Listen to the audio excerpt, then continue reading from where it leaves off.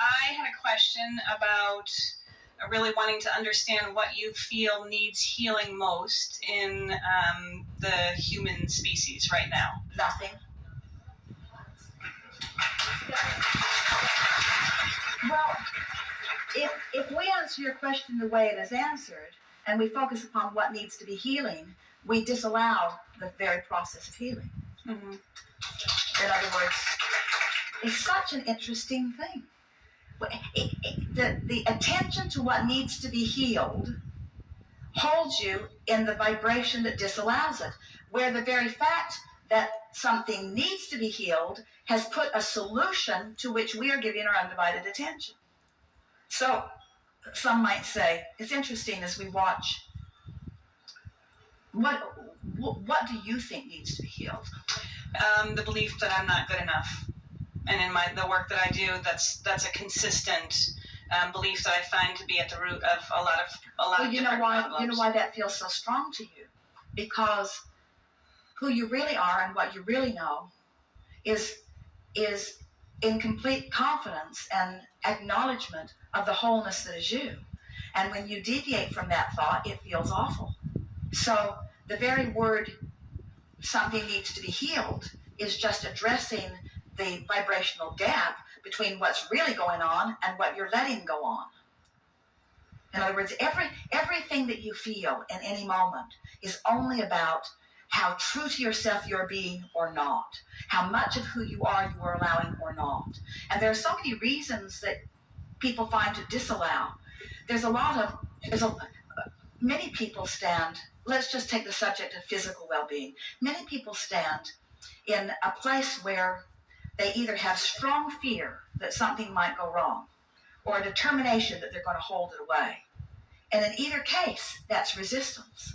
But when you reach this place where you're not pushing against anything, but instead trusting that whatever comes you can line up with, that anything that needs to be healed will send a rocket of expansion that is delicious when you allow yourself to receive it fully. The thing that you're asking, or at least what we want to answer as the most powerful part of what we can feel you asking for here, is that the problem or the sickness, thing that needs to be healed, has a solution or a wellness or an expansion counterpart. And so the solution is so viable and so wanted and so important, but cannot really exist without the problem.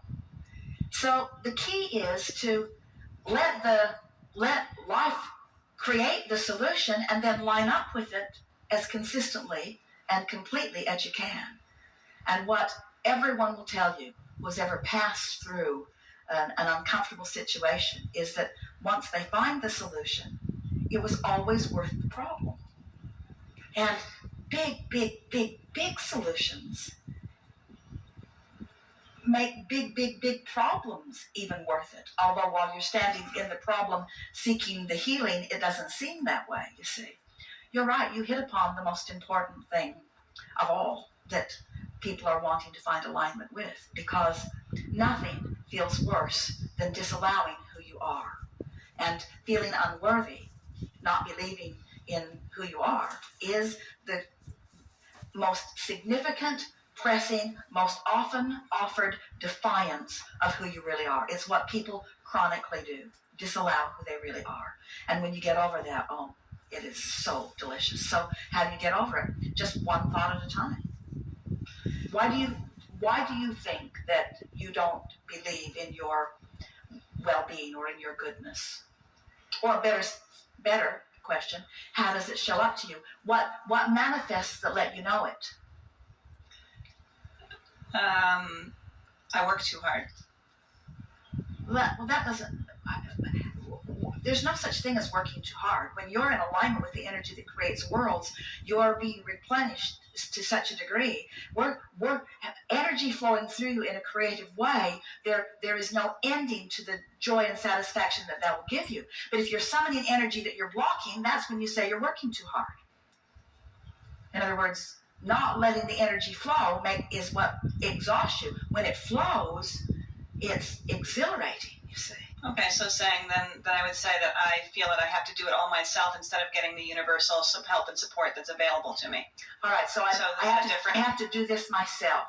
And why do you have to do it yourself? To prove that I'm good enough. I have to do it myself to prove that I'm good enough. Well, how's it working out? Some days better than others. So this is the epiphany that Esther came to in really recent days. She said, I didn't realize how much of my action I was counting on, because I can accomplish a lot, especially with the team I have around me. I can accomplish a lot, but what you're reaching for is more than just moving physical parts around. What you're reaching for is alignment, isn't it? Yeah. So when you feel that you're not good enough, describe to us what's that feel like?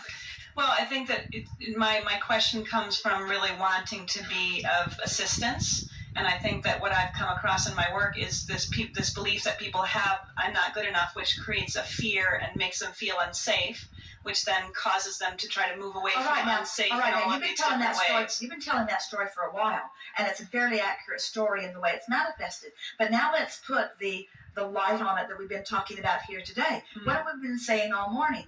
People are reflecting back to you how you feel.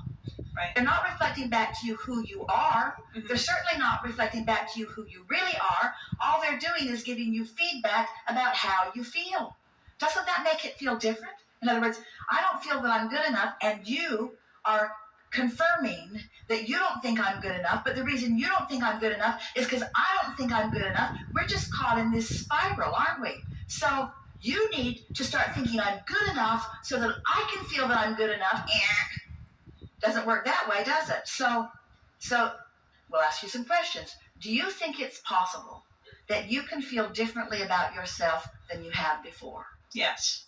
Do you think that sometimes you are sure that you're good enough? Yeah. Do you think that feeling is really more about your alignment with your inner being than anything else? Yes. Do you think that you have the ability to align with your inner being eventually on most subjects? Yes. Do you think that some subjects are easier than others? Yes. Do you think that it would be prudent to spend a little time on those easy subjects? Do you think that since some subjects are easy and the whole goal is to be lined up with who you are, do you think that it doesn't matter what subject lines you up, just pick the easy one and line up? Okay. So doesn't it feel silly in light of this, because we felt you feel it, doesn't it feel silly to start with the hard thing and then beat yourself up on it? So right now, you've got to feel good enough. In other words, here you are. You made your way to this hot seat. This is like winning the lottery. Seriously. In other words, your desire was clear, and here you are. Mm-hmm. Doesn't she feel pretty good to you?